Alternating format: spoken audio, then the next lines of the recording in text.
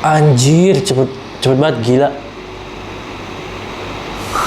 Nggak ngerti lagi gue. Oke, hello guys, welcome back to my channel. Hari ini gue akan membahas satu buah proyektor lagi yang memang ditanyain beberapa subscriber and juga orang-orang yang komentar nih di video gue sebelum-sebelumnya. Nah, kali ini gue akan mereview satu buah proyektor tolol lagi nih. Nah, ini adalah proyektor yang namanya HY300. Nah, proyektor ini sebelumnya akan gua infoin spill mengenai resolusinya dan juga mengenai spesifikasi lengkapnya. Tapi sebelumnya, yuk kita lihat dulu nih previewnya kayak gimana.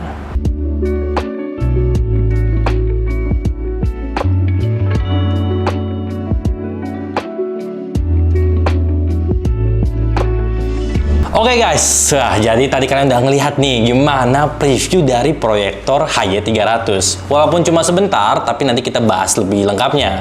Nah, pertama-tama gue mau tunjukin dulu nih ke kalian bagaimana sih packaging dari proyektor HY300 ini. Ini proyektor yang memang tidak punya kejelasan dibawa oleh brand siapa. Yang pasti ini adalah brand produk Cina ya, yang dimana ini produk OEM yang masih belum punya tepatnya brand yang mana yang melekat pada produk ini, karena ada X-Body, ada Kia OLED, ada brand-brand lain yang gak jelas dan tidak memiliki kelegalitasan di Indonesia. Nah, jadi kita mau bahas langsung intinya ke produknya aja dulu. Nah, ini nih packagingnya, kalian bisa lihat di depan mata kalian. Packagingnya kuning polos seperti ini dengan ada sedikit totol-totol patternnya gitu. Dan di sini ada tulisan Ultra HD, UHD guys. Ultra HD itu artinya 4K. Nah, yang pasti kalian udah tahu lah ya, proyektor di harga 900 sampai 1 jutaan ini nggak mungkin yang namanya 4K native resolutionnya maupun decodingnya. Seperti yang kalian udah lihat di video yang sebelah kanan atas ini mengenai proyektor T2 mini nih, proyektor tolol pertama yang pernah gue review. Oke, kali ini kita lanjut lagi. Oke, di packagingnya ini juga ada tulisan HD dan juga USB. Sebenarnya agak aneh ya, harusnya untuk jaringan input HDMI tulisannya HDMI, bukan HD doang. Dan untuk bagian flash disk harusnya ditulisnya flash disk, bukan USB. USB itu portnya. Ya, mungkin kalau dia mau tulis USB port ya, tapi ya nggak masalah sih. Oke, kita langsung lanjut. Untuk dalam packagingnya ini kita dapat apa aja, yuk. Oke, jadi dalam packagingnya kalian tentu mendapatkan satu buah proyektor. Akan tetapi kita bahas dulu nih aksesoris lengkapnya ini dalam kotak warna putih ini nih. Nah, di kotak putih ini gua akan buka dulu. Pertama, kalian tentunya mendapatkan satu buah kabel power. Ini yang panjangnya 1,5 meter dan ini masih menggunakan AC input ya. Lalu di sini tentunya kalian juga mendapatkan satu buah remote basic bawaan dari proyektor ini tanpa ada baterai dalamnya. Jadi kalian harus membeli baterai tambahan, yaitu baterai A3 sebanyak 2 unit untuk dapat menggunakan remote bawaan ini. Lalu selanjutnya tentu kalian juga mendapatkan dapat kabel HDMI yang panjangnya 1,5 meter. Ini adalah HDMI basic yang bawaan dari si proyektor. Oke, lanjut kita membahas proyektornya. Oke, jadi kalian tadi udah lihat aksesorisnya dan juga packagingnya. Kali ini kita bahas yang paling penting, yaitu di produk HY300-nya. Nah, kerennya apa sih di produk ini? Produk dari proyektor HY300 menurut gua ini adalah suatu produk tiruan yang paling bagus dan paling mendekati ke desainnya dari proyektor Samsung, yaitu proyektor Freestyle, Samsung Freestyle yang dulu harga awalnya di launching itu 15 juta. Sekarang ini kalian bisa cek di marketplace, harganya sekitar 9 sampai 12 jutaan di range-nya. Dan kalian juga bisa lihat nih, ini adalah satu produk imitasi yang desainnya paling mendekati. Dan untuk kalau kalian perhatikan, ini kayak kamera CCTV ya bentuknya. Dan ini lucu dan unik. Menurut gua kalau ngomong keren sih nggak, cuma lucu dan unik. Dan di proyektor HY300 ini harganya kisaran di 900 sampai 1 jutaan. Kalian udah bisa mendapatkan bentuk desain yang mirip dengan Samsung Freestyle, tapi dengan harga yang jauh lebih murah dan ekonomis. Nah, kita bahas lanjut ke mengenai materialnya dulu nih. Material dari proyektor HY300 ini adalah plastik ABS, dan di sini dia udah punya yang namanya gimbalnya tersendiri, dimana ini sebagai dudukan dari si proyektor, dan kalian bisa arahin ini proyektor sampai 180 derajat, yang artinya ini proyektor bisa kalian arahin ke depan, ke belakang, ke atas, kiri, dan kanan. Tapi bukan artinya 360 derajat, karena mentoknya di bagian bawah. Oke, dan di bagian dari gimbalnya ini ada yang namanya anti-slipnya. Jadi ini berguna biar proyektor kalian nggak licin ya. Jadi dia bisa menahan dirinya, jadi nggak kegeser-geser nih kalau misalkan ada getaran, terutama gempa, padahal nggak penting. Oke, lanjut di sini di proyektor ini kalian bisa lihat ada beberapa port bawaan, yaitu ada port HDMI, ada port USB, ada port input powernya, dan juga di sini ada audio outnya yang bisa kalian lihat di bagian belakang. Jadi kalau kalian merasa ingin menggunakan speaker eksternal atau speaker tambahan, kalian bisa langsung colok di bagian audio outnya. Karena memang bawaan proyektor sendiri belum tentu speakernya sebagus dengan proyektor device eksternal lainnya. Oke, selanjutnya di sini ada tombol power on atau switch on-nya nih yang di bagian belakang. Jadi ketika kalian colokin ini proyektor ini nggak langsung nyala nih guys. Ada tombol power yang bisa kalian pencet di bagian belakang. Cukup menarik ya secara ide dari si proyektor ini. Dan di bagian depannya kalian bisa lihat di sini ada sedikit bentuk grid ya, kayak bentuknya garis-garis gitu seperti grillnya mobil ya. Nah, dan di bagian depannya ada juga lensa yang berbahannya triple glass ya. Jadi tentunya dengan adanya lensa triple glass tidak membuat proyektor kalian berembun di bagian lensanya. Dan untuk fokusnya di sini masih manual nih kelihatannya ya. Di sini memang kalian bisa lihat ada bentuk scroll yang bisa kalian kiri kanan ini pakai tangan atau pakai jari kalian dengan mudah. Ini adalah untuk pengaturan fokusnya. Jadi fokusnya masih manual. Untuk keystone-nya ini udah digital.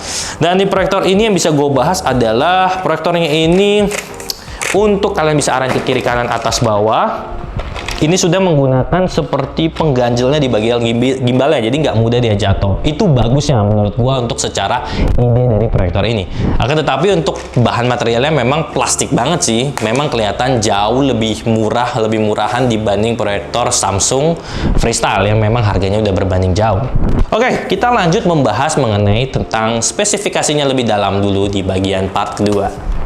Kita lanjut lagi. Oke, mengenai tentang spesifikasi dari proyektor HY300 yang sering di-highlight di beberapa iklannya di Tokopedia maupun di Shopee. Yang pertama, proyektor ini dinyatakan proyektor sudah 720p untuk native resolution-nya.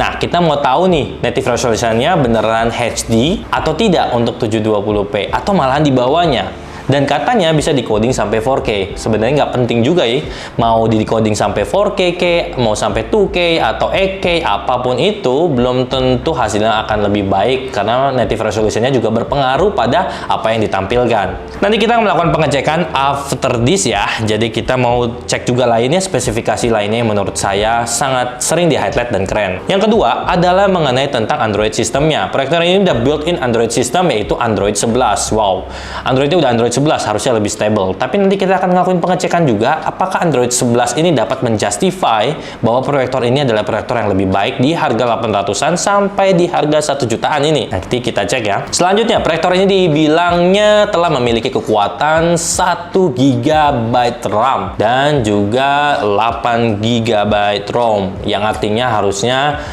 secara kapasitas dia nggak terlalu spacious atau nggak terlalu besar ya. Jadi tentunya di sini harusnya udah ada yang namanya bloatware-nya. Jadi kita perlu tahu juga nih free space-nya berapa sih biar kita bisa tahu download aplikasinya bisa sebanyak apa. Dan rata-rata proyektor di harga segini itu bloatware-nya banyak banget ya dan bawaan sistemnya sehingga free space-nya sangat kecil. Tapi nanti kita lakukan tesnya juga.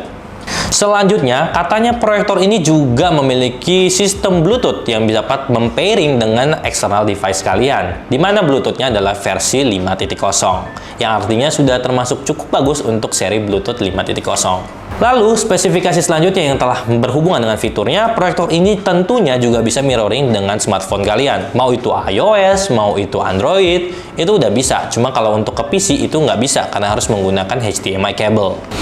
Dan untuk ukuran layar yang direkomendasikan berdasarkan deskripsinya 40-130 inch. Yang tentunya saya nggak mudah percaya untuk hal tersebut, karena memang ANSI lumensnya pasti nggak begitu besar. Sehingga tentunya wajarnya harusnya di 40-80 inch saja. Dan setelah itu mengenai tentang ANSI lumens dari si proyektor ini. Ada yang ngeklaim ini 120 ANSI, ada yang klaim 150 ANSI, ada yang klaim 200, walaupun juga ada yang klaim sampai di 300 ANSI. Nah, kita nggak tahu ANSI yang benar itu yang mana, sehingga nanti kita juga akan ngelakuin pengecekan dan melihat apakah para penjual maupun brand-brand yang terkait yang melekatkan brandnya pada proyektor HY300 secara OEM ini dan tidak jelas ini benar akan klaim spesifikasinya, nanti kita buktikan di part ketiganya. Selanjutnya, di sini dikatakan bahwa proyektor ini tentu dapat memainkan sebuah video dari flash disk maupun HDMI langsung dari si laptop itu sampai 30 fps saja. Jadi kalau buat kalian yang mau ke gaming, lebih baik nggak menggunakan gaming-gaming yang FPS tinggi seperti gaming-game yang tembak-tembakan, karena itu butuh FPS yang minimal 60 sampai di 120 fps ya. Jadi nggak cocok banget dan nggak proper kalau kalian gunain yang 30 fps ya, seperti proyektor ini. Lanjut yang part ketiga, yaitu adalah part melakukan pengetesan. Nah, kalian mau tahu kan hasil tes daripada resolusinya seperti ini. Oke guys, sekarang kita akan melakukan pengecekan untuk native resolution proyektor Hayat 300 yang ada di sebelah sini.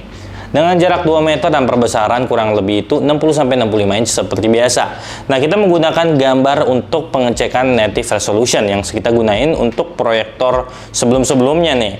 Kali ini kalian udah bisa lihat di bagian sebelah sini, proyektor ini nggak bisa sama sekali diklaim sebagai proyektor Full HD. Bahkan seperti di boxnya tulisannya Ultra HD. Ya, karena di native resolution 1080 aja dia nggak bisa kebaca 4 garis guys, hanya kebaca 1 garis, yang artinya dia tidak bisa menampilkan 1080 kali 1920, yang artinya tetot not kalau ada yang bilang ini Ultra HD atau 4K ataupun Full HD, itu bullshit. Nah, kita lihat di bagian resolusi 540 di sini kebaca 4 garis. 540 dikali 960 itu dapat, jadi di resolusi quarter HD itu dapat. Nah, tapi kita mau ngecek juga, kan katanya HD 720p. Baik, kita sekarang buka di bagian 720p. Ini file untuk 720p. Kalian bisa lihat di bagian sisi sebelah kanan pojok atas bahwa di sini ada 4 garis di bagian 720-nya, dan di 1280-nya juga kelihatan 4 garis walaupun agak blurry memang karena di bagian pinggirnya soalnya. Tapi ini kelihatan clear. Artinya proyektor ini beneran di HD. Bagi yang deskripsiin di HD native resolutionnya atau 720, ini berarti benar. Nah, alias deskripsinya nggak salah. Tapi kalau yang nggak nulisnya 720 artinya salah. Jadi begitu kesimpulan dari proyektor untuk HYE 300. Thank you. Oke, kalian udah ngecek tadi bagaimana sih melihat bagaimana kita melakukan pengecekan pada native resolutionnya, yang dimana hasilnya seperti hal tadi. Tapi nanti kita akan buat kesimpulannya di bagian dari kesimpulan video di part keempat. Dan selanjutnya kita mau melakukan pengetesan ANSI-nya terdahulu seperti ini. Oke guys, jadi kembali lagi di pengecekan tes ANSI kita di proyektor HYE 300 dengan jarak 2 meter dengan perbesaran 60-65 inch kurang lebihnya.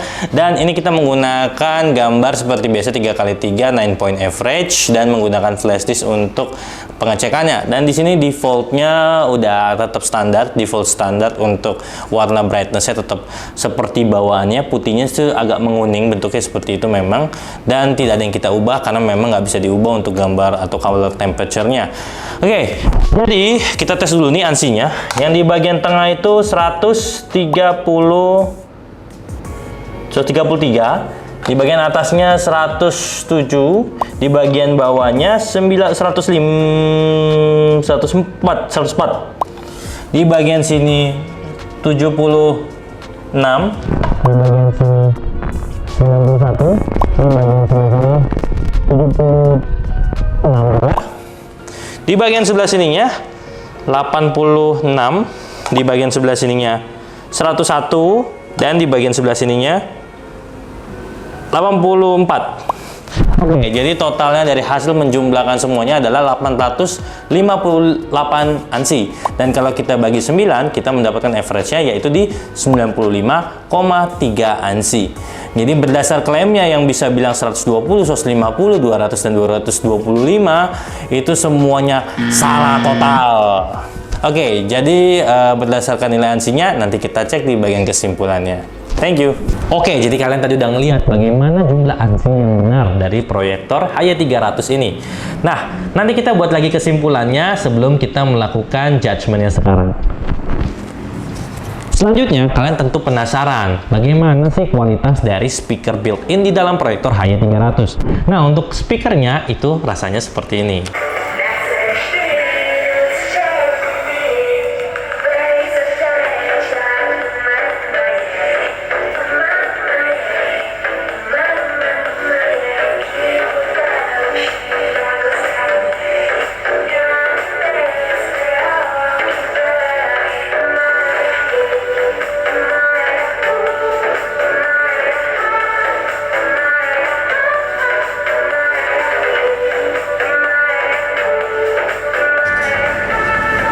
Oke, tadi kalian udah ngelihat hasilnya bagaimana untuk speaker HY300.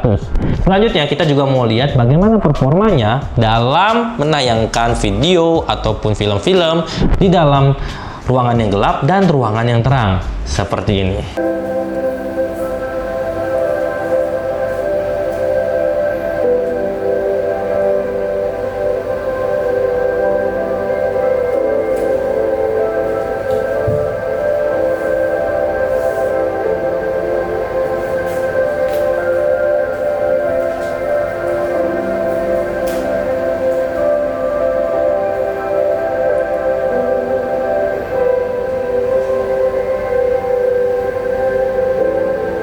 Oke, halo guys. Jadi kali ini gua akan membuat sebuah kesimpulan mengenai hasil tes-tes yang telah kita lakukan terhadap proyektor HY300. Nah, gua terpaksa nih ganti baju dulu karena ini kita memang buatnya di H+1 after melakukan beberapa tes. Nah, tar dulu ya, handphonenya mati. Setelah kita melakukan beberapa tes, kita baru bisa buat kesimpulan, yaitu dari user experience dan dari pendataan yang bisa kita buat dari hasil testing-testingnya. Nah, kita udah buat beberapa kesimpulan apa aja. Yang pertama, kita akan membahas di kesimpulannya adalah native resolution-nya. Nah, berdasarkan hasil video testing yang kalian tadi lihat di native resolution-nya, bahwa proyektor ini adalah proyektor HD atau proyektor yang hanya bisa maksimal di native resolution 720p. Jadi nggak bisa dikatakan bisa di-coding 4K atau bisa 1080 dan seterusnya. Itu adalah bullshit.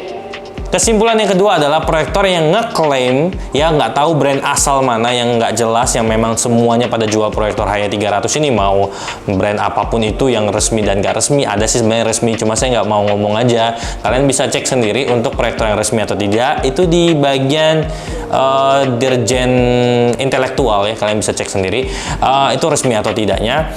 Dan kalau dia ngeklaim ini 100 ANSI, 120 ANSI, 150 ANSI, 200 atau 250, dan terserah deh mau berapapun ANSI yang diklaim, itu semua salah dan bullshit. Kenapa kita bisa bilang kayak gitu? Karena kita udah ngelakuin tesnya dan kalian udah lihat hasil daripada ANSI yang asli adalah 95,3 ANSI, atau kalian bisa pembulatan di 95 ANSI. Nah, kalau dia tulisnya 100 ANSI mungkin boleh masih masuk akal karena kesalahannya masih 5%. Nah, kalau mereka markup ke 100, it's okay, masih still okay lah kalau mereka tulis deskripsi seperti itu. Tapi karena memang tahu yang realnya, itu bener-bener bullshit kalau ada yang bilang di atas 100 ANSI. Terus yang ketiga, mengenai tentang testing dari speakernya. Kalian tadi udah denger hasil speakernya kayak gimana kan? Nah, untuk hasil speakernya yang so-so lah. Kalian jangan berekspektasi terlalu tinggi atau mengcompare proyektor ini dengan proyektor-proyektor mahal atau speaker memang speaker khusus. Memang suaranya lebih flat, memang jangan berharap bassnya yang nendang karena memang ya proyektor murah ya, mau dia katakan apalagi, tapi ya cukup lah untuk proyektor di harga 1 jutaan, bahkan di bawah 1 juta dikit, itu udah worth it lah ya. Yang keempat, mengenai tentang mirroring dari proyektor HY300 ke smartphone seperti iOS maupun Android. Nah, untuk hasilnya itu sedikit ada latency sekitar 0,5 sampai 1 second ya, kurang lebihnya. Dan untuk hasilnya kalian bisa ngecek di bagian sebelah sininya. Nah, jadi kalian udah bisa ngelihat bahwa terjadi adanya latency sedikit ya. Tapi it's okay, namanya mirroring, itu menggunakan jaringan wireless. Ya tentu biasa ada latency sedikit. Lanjut, yang kelima, mengenai performa gelap dan terang. Kalian udah lihat tadi hasilnya di performa bagian gelap maupun bagian terangnya. Itu menurut saya sih worth it ya. Harganya sudah sangat sesuai dan sangat jelas sekali. Tapi kalau kita bandingin dengan deskripsi atau para brand-brand gak jelas yang main ngekuat ANSI-ANSI yang terlalu markup besar, itu bullshit semua guys. Jadi tentukan kalian beli proyektor yang ngebawa brand, ada brand tertentu yang bisa ngebawa dan memang itu real guys. Jangan beli yang asal-asalan. Dan memang untuk 95 ANSI average-nya termasuk bagus dalam keadaan gelap. Menurut saya jujur bagus sekali ya. Untuk di harga ini nggak bisa kita ngomong jelek juga.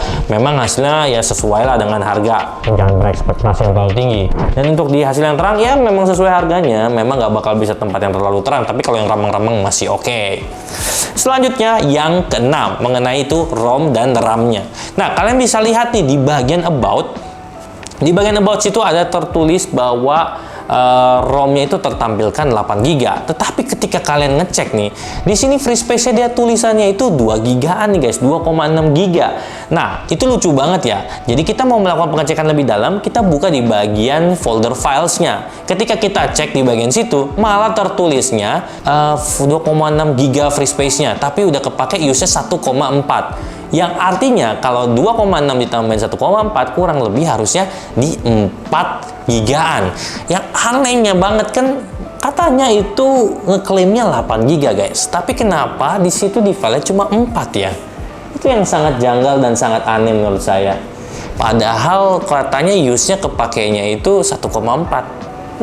Harusnya kalau kepakai 1,4, 8 dikurang 1,4 harusnya 6 ya kurang lebih 6,6 giga. Tapi kok tertulisnya beda ya? Saya rasa ini ada permainan tertentu di bagian softwarenya yang biar terbacanya di bagian about-nya 8, tapi mereka lupa tuker nih, lupa ganti di bagian yang settingan filenya. Jadi di sini saya bisa simpulin ini di bawah 8 giga. Yang namanya produk Cina kayak flash disk palsu aja. Kadang tulisannya 32, pas diisi baru satu file tulisannya udah korup, udah full. Ya begitulah. Lanjut. Di bagian ketujuhnya itu color settingnya. Nah guys, kalian tadi udah ngecek ya, sebelumnya kita udah bisa melihat juga di bagian settingnya, bahwa di bagian settingnya yang tadi kalian bisa lihat di testingannya itu tidak ada settingan untuk color temperature atau color settingnya. Di situ bener-bener udah default. Jadi kalau kalian berharap atau tanya kok bisa nggak diubah nih color settingnya, nggak bisa guys. Dari hasil yang kita udah cek, sepanjang kita mengetahui ini proyektor dan mengenai teknologi proyektor, tepatnya smart proyektor, dan kita udah melakukan pengecekan itu hasilnya dia udah default. Jadi nggak bisa kalian ubah ya. Memang mungkin softwarenya punya keterbatasan seperti itu.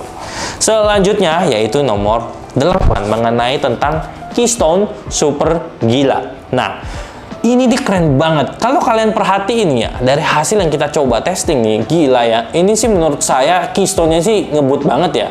Nah, memang sih fokusnya masih manual, tapi Keystone-nya ini menurut saya menjadi senjata yang paling kuat di proyektor 1 jutaan ini. Yang dimana proyektor beberapa juta aja nggak secepat ini nih guys. Nah, kalau kalian bisa ke atasin, tilt ke atas atau arahin ke bawah dan segala macam, ini benar-benar Keystone-nya gila, luar biasa, cepet banget. Gila, benar-benar keren banget deh. Dia bisa secepat itu responnya. Ya mungkin karena memang Android-nya sudah Android 11. Keren banget. Oke, lanjut yang ke-9. Android ini bukan Android 9 guys, melainkan Android 11. Keren banget ya, di proyektor harga 1 juta ini Androidnya Android 11. Ya menurut saya itu kayaknya yang ngebuat proyektor ini lebih stable, sehingga fungsi-fungsi dari fiturnya itu kepake lebih sempurna dibanding Android yang sebelum-sebelumnya nih, versi sebelumnya. Jadi itulah alasannya mungkin Keystone-nya bekerja baik dengan lebih sempurna ya. Oke, selanjutnya yaitu mengenai tentang UI-nya juga nih, yang dari Android 11. UI-nya itu menurut saya sih bapuk ya, kayak gambar proyektor jadul gitu. Tapi gak peduli lah, sistemnya sih keren menurut saya. Tapi kalau secara UI atau tampilannya itu nggak kayak Smart TV, malah kayak proyektor Android zaman Android 6 lah. Jadi agak masih bapuk-bapuk gitu gambarnya. Tapi ya it's okay lah ya, nggak terlalu masalah. Intinya kan performanya ya, yang nggak sih? Oke, selanjutnya yaitu ke-10, yaitu mengenai brand dan juga after sales yang terkait. Nah, kalau ngomongin brand, ini nggak tahu nih Hayat 300 itu siapa sih brand yang benar-benar bawa, benar-benar bingung saya. Ada apa tuh, Fanfox, ada Kiowa OLED, ada Aera, ada banyak banget sih brand yang saya cekin tuh. Xgodi, apalah banyak banget ya brand yang ngebawa nih proyektor Hayat 300 ini. Benar-benar proyektor kulit kacang, apa kacang goreng, apa kacang rebus, banyak banget dah pokoknya. Jadi saking banyak yang ini nggak jelas banget brandnya siapa yang bawa. Dan yang pasti ketika kalian tahu banyak brand yang bawa, banyak brand juga yang nggak mau tanggung jawab kalau misalkan proyektor rusak. Karena memang hasil dari proyektor ini lama-kelamaan dia gampang panas di bagian belakangnya, karena exhaustnya di bagian belakang nih guys. Jadi menurut gua boleh beli ini proyektor, yang penting siap aja kalau misalkan barangnya rusak ya beli baru lagi, atau yang nggak mau beli lagi terserah, yang penting jangan dapat bad experience lah, itu kembali lagi kepada kalian. Selanjutnya adalah mengenai harga. yaitu ke-11 mengenai harga ya. Kalau menurut gua harganya ini worth it sih, 1 juta atau di bawah 1 juta sedikit atau di atas 1 juta sedikit itu menurut gua worth it. Tapi ingat, brand yang membawa itu tidak ada. Jadi kalau dibilang worth it atau nggak lebih worth it itu tergantung brandnya juga sih menurut gua. Jangan sampai kalian kejebak harga murah, menurut kalian kualitasnya sudah bagus, tapi ingat, durability proyektor itu penting loh. Hari ini bagus, tapi jangan sampai dia pakai berapa bulan itu udah rusak. Kalau udah rusak nangis lu. Bingung lu nanti, gimana tuh, aduh gue mau perbaikinya gimana nih, spare partnya gimana nih. Pun kalau ada spare part yang jual, emang lu ngerti perbaikinya? Ya enggak? Atau enggak, misalkan lu bawa ke tempat customer service yang bukan dia resmi, lu dibayarnya mahal cuy. Dulu gue pernah punya pengalaman pakai proyektor UC46, itu cuma rusak di bagian LCD-nya, yang sebenarnya dijual cuma 200-300 ribuan tuh LCD. Kalau lu ngerti pasangnya, beres. Tapi kalau lu bawa itu proyektor ke tempat servisan proyektor umumnya, di charge-nya gila, Bo. Kemarin Duo pernah di charge 600 ribu. Ya nggak jadi gua bawa deh. Tapi sekarang kan gue udah ngerti proyektor, jadi gue perbaiki sendiri. Oke, jadi itu aja kesimpulannya dari yang kita bisa buat, data-datanya juga. Kembali lagi, ini bukan sebuah ajakan membeli atau menjual ya, si proyektor HY300. Kalau memang kalian yang nonton ini adalah penjual, terserah kalian mau jual. Kalau memang kalian adalah calon pembeli, terserah kalian kalau mau beli. Yang penting kalian tahu semua resiko yang ada. Intinya proyektor ini dapat dikatakan secara singkatnya ya, untuk spesifikasinya itu menurut gua, spesifikasi realnya ya, itu worth it di harga ini. Tapi kalau ditanya soal brand maupun asal after sales-nya, dan itu ya mungkin agak sulit untuk gua jawab karena memang nggak gua rekomend banget sih. Mending beli yang resmi-resmi tapi kualitasnya bagus, yang beda-beda tipis tapi harganya 200-300 ribu lebih mahal mungkin, tapi udah spesifikasinya jauh lebih tinggi. Oke, itu aja. Oke, jadi ini yang terakhir di part kelimanya, yaitu adalah perpisahan kita guys. Jadi kalian udah ngelihat bagaimana review dan kesimpulan kelebihan kekurangan mengenai proyektor HY300. Nah, buat kalian yang memang mau bertanya mengenai proyektor HY300 ataupun brand-brand terkait yang membawa proyektor ini, kalian bisa ngomong atau ketik aja langsung di kolom komentar ya. Dan buat kalian yang mau mengetahui tentang proyektor-proyektor lainnya, kalian juga bisa rekomendasi di kolom komentar. Dan juga jangan lupa untuk subscribe channel kita buat selalu mengetahui produk-produk terbaru mengenai proyektor di Indonesia dan juga brand-brand yang terkait. Dan jangan lupa untuk nyalakan tombol loncengnya buat selalu tahu notifikasi terhadap video-video terbaru kita di channel YouTube Erik Indra Channel ini.